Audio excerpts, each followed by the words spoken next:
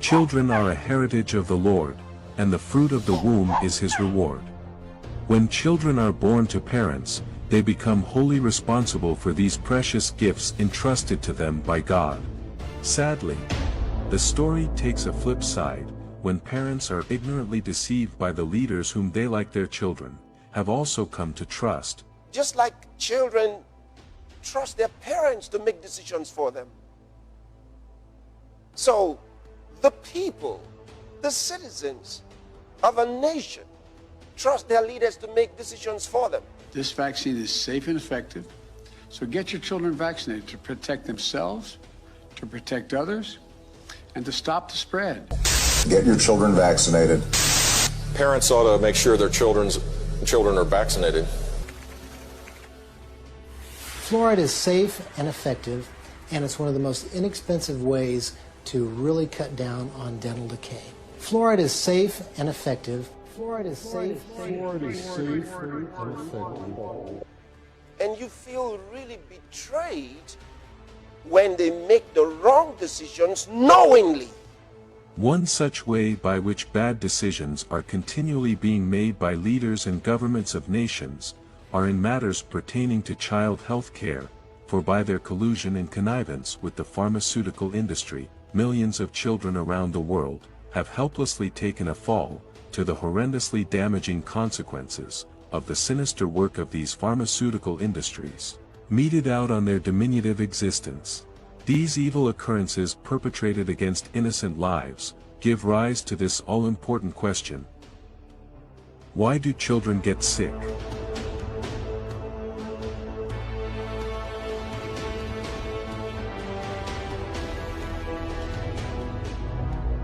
A popular quote by Johnson & Johnson, a leading pharmaceutical company as seen on their website is, J&J is a take care of you your whole life company.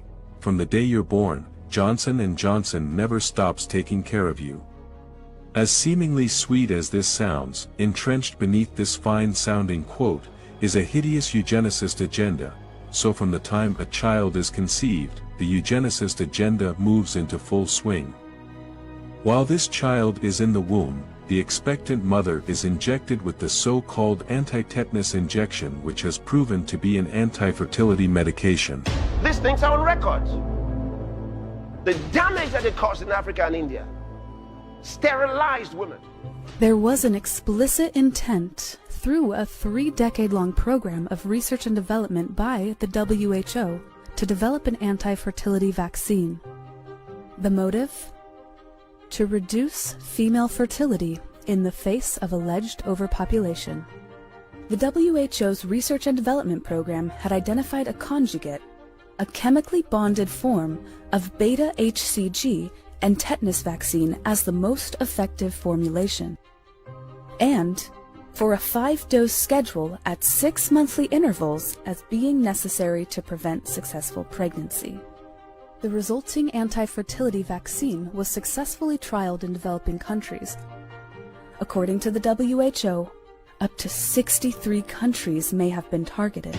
So I was doing an observation on my rotations in Detroit, Michigan when I was training, and I saw that they gave some people the a vaccine for tetanus and some not as a protocol. And the ones that were on welfare did not get it, but the ones who private pay did, which didn't make sense.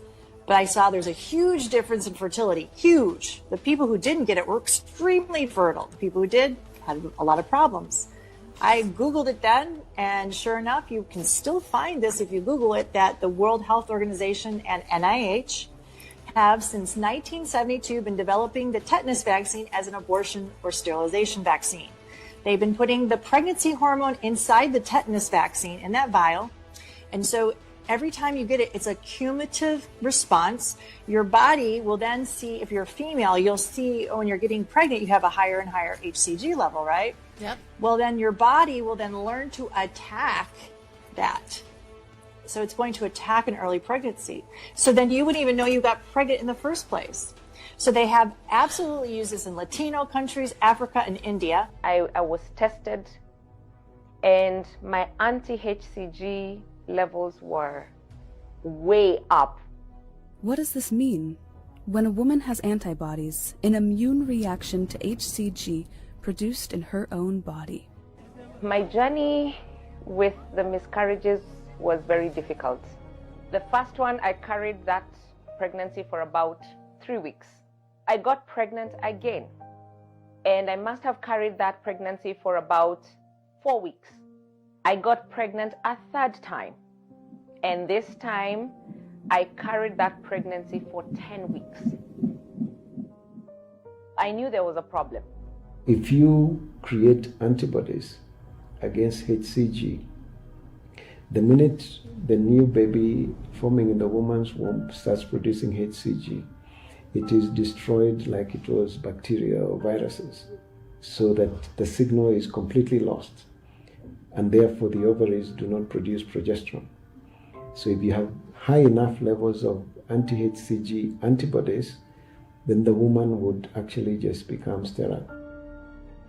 However, in the event that the child makes it to the world, the next item on the eugenicist agenda would be to turn that child into a property of the state. This is executed in a number of ways. At the birth of this child, the hospitals, in collusion with the pharmaceutical companies, load these defenseless children with several toxic vaccines under the guise of immunizations and inoculations. These mark the first of many ticking time bombs, which show up as illnesses programmed into these children, waiting to detonate as they grow up. Those of you who have just had babies, you better be careful, because Satan is more vicious today than he ever was, because his time is short, and it's pushing them to get you vaccinated and get your babies vaccinated. Giving your newborn to a hospital, it is a ghoulish, satanic system.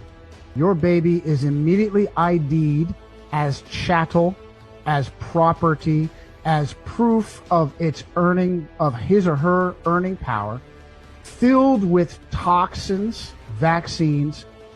You will be lucky if the toxins in the vaccine doesn't destroy your child, doesn't rob your child of their mental faculties, doesn't harm your child. It will harm your child like a time bomb, like a ticking time bomb. Oh, what are measles? What are chickenpox?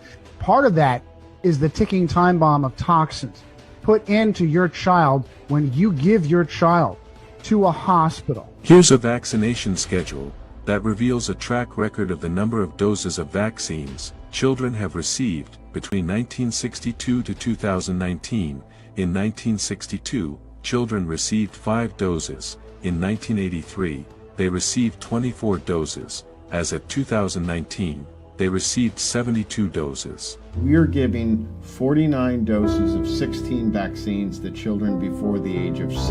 If you went into the hospital and the doctor said, I'm going to give you 16 different medications on different schedules, you would look at that doctor as if they were crazy, because you understand that when you start mixing medications, you are creating this entirely uncharted world of reactions. You don't know how those things are going to react in combination. You know, vaccine protocols were dramatically increased. When I was a little boy, we only got 3 vaccines.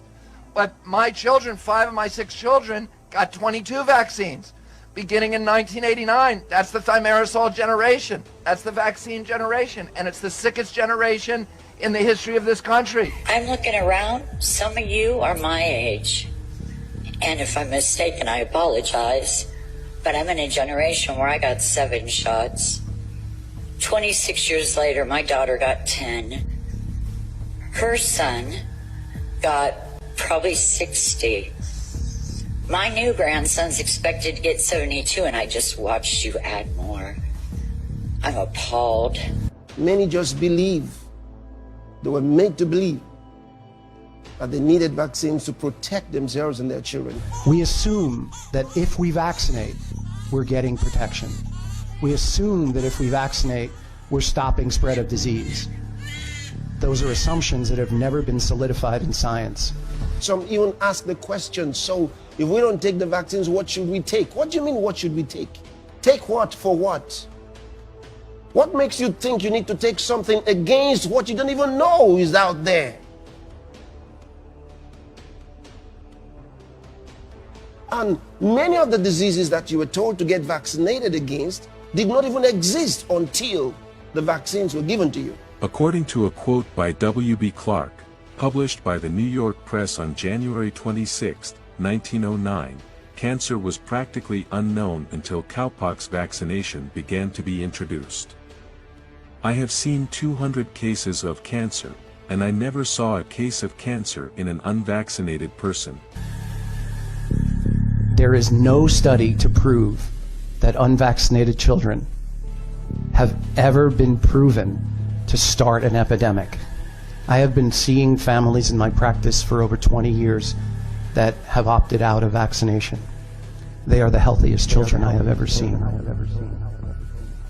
And explain why you feel this way and why you decided not to vaccinate your youngest children. So I have three children. My oldest, was kind of the sacrificial lamb. He was vaccinated and had a huge amount of thimerosal, a huge amount of mercury. And after he had the MMR and the chickenpox vaccination on the same day, we never saw him again for 3 years. Never saw him again, meaning he developed autism. He lost language, he lost social skills, he lost bowel control, he became very sick within hours of vaccination. So I held his hand over the proverbial fire. He got burned. Don't ask me to line up my other two children to get burned again. What kind of parent would I be? Like if I was a doctor, I would want you to get sick. Yeah. Because the more times you get sick, the more money I make. That's right. I don't get sick. I'm just being honest. I don't get sick. Okay. My children have never been sick. Okay. They've never been vaccinated. They've never been vaccinated, none of that, and they don't get sick. Okay. Because the mother's milk in the breast is all the vaccination that they need. That's it. That's it. So don't be deceived anymore. If you were deceived before, don't be deceived anymore. Another item on the eugenicists' agenda for sickening children and keeping them dependent on the pharmaceutical industry is the willful production and sales of harmful so-called baby care products. These products infect these young ones with diseases, make them sick and keep them coming back for medical treatment. It's interesting because it was 6 years ago when I was pregnant with my first child that I discovered that the most commonly used preservative in baby care products mimics estrogen when it gets into the human body. Now, it's very easy actually to get chemical compound from products into the human body through the skin, and these preservatives had been found in breast cancer tumors. And many of these chemicals are now linked to the skyrocketing incidence of chronic childhood disease that we're seeing across industrialized nations. I'll show you some statistics. So for example, in the United Kingdom, the incidence of childhood leukemia has risen by 20% just in a generation, very similar statistic for childhood cancer in the US. In Canada, we're now looking at 1 in 10 Canadian children with asthma. That's a 4-fold increase. Again, similar story around the world. In the United States, probably the most astonishing statistic is 600% increase in autism and autistic spectrum disorders and other learning disabilities. Again, we're seeing that trend across Europe, across North America. And in Europe, there's certain parts of Europe where we're seeing a 4-fold increase in certain genital birth defects. Interestingly, one of those birth defects has seen a 200% increase in the US. So a real skyrocketing of chronic childhood disease that includes other things like obesity and juvenile diabetes, premature puberty. Speaking of baby care products increasing the risk of chronic childhood illnesses, have you checked carefully to see the ingredients used in producing your baby powder and lotion? Did you also know that these ingredients are profoundly toxic? For decades, Johnson & Johnson has been selling baby powder. Your grandparents probably used it on your parents. Your parents probably used it on you. You likely used it on your babies. Well, that's too bad because guess what? Spoiler alert. Turns out that baby powder by Johnson & Johnson causes cancer due to the talc contained in it. Well, now J&J is facing one of the biggest consumer lawsuits in history. They have set aside a staggering $9 billion, with a B, dollars to try and settle this case. If the settlement fails, they could be on the hook for a whole lot more. We hope that they are, actually. My problem is, they knew from 1971 to the early 2000s, they knew that their baby powder had asbestos in it. Internal documents, court testimonies all showed this. And their executives knew, their doctors knew, their lawyers knew, their managers knew. And they did nothing. They continued to sell it, knowing that it was causing significant problems and it was going to have significant long-term health effects to children, to babies. And you know what? Their slogan, which I guess says it all, they say they're a company that helps you your entire life. Really what they are is they're a company that makes you sick from the day you're born, and they'll profit off you your entire life. The problem is the whole system's broken. So you look at the early 2000s, your healthcare costs in the US were $2 trillion. You look at today, 12% increase in population, your healthcare costs have doubled. Everybody's getting sicker and they're becoming more and more expensive. And we need to change what we're doing. We need to pivot. Look, we looked into this. We've been hearing that talc can cause cancer. Now, all of a sudden, we're finding out that there was asbestos in the product. I mean, think about this. We're powdering our babies' genitals with asbestos with one of the top pharmaceutical companies in the world. And, you know, sure, we can look at the money-grubbing corporation that didn't care about the people, and we can argue about that. We can talk about the doctors that recommended using this product on our babies as the best way to take away the dryness, you know, when you're changing their diaper. But what we keep, you know, we sort of keep missing is the CDC and the FDA and the regulatory agencies. I want to ask some questions of you, and a simple yes or no is fine. The FDA's authority over the safety of baby lotion. First, can the FDA require a review of baby lotion for safety before it comes to market? No.